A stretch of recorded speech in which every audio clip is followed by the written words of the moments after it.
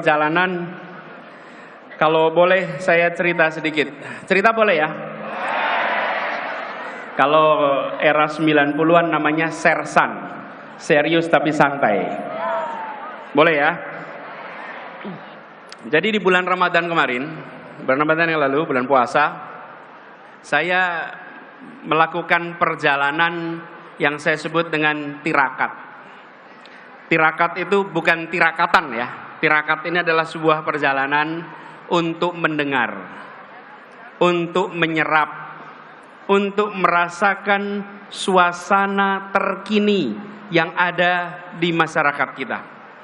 Saya datang ke banyak tempat tanpa kamera, tanpa media, tanpa ditemani siapa-siapa.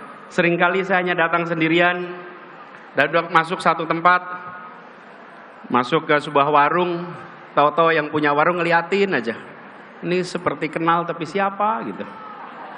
Kan di pelosok, di banyak tempat. Jadi nyapa juga belum tentu berani. Saya ngobrol dengan masyarakat.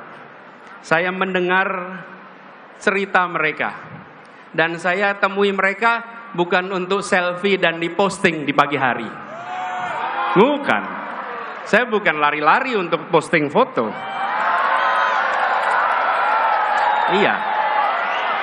Saya lagi mendengarkan suara mereka.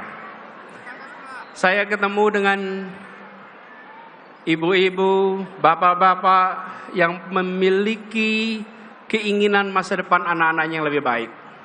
Paling sering saya temui ibu-ibu yang menceritakan, "Pak, anak saya pintar. Pak, anak saya potensial. Pak, berikan kepada kita semua pendidikan yang baik, biar anak-anak kita punya masa depan yang lebih baik."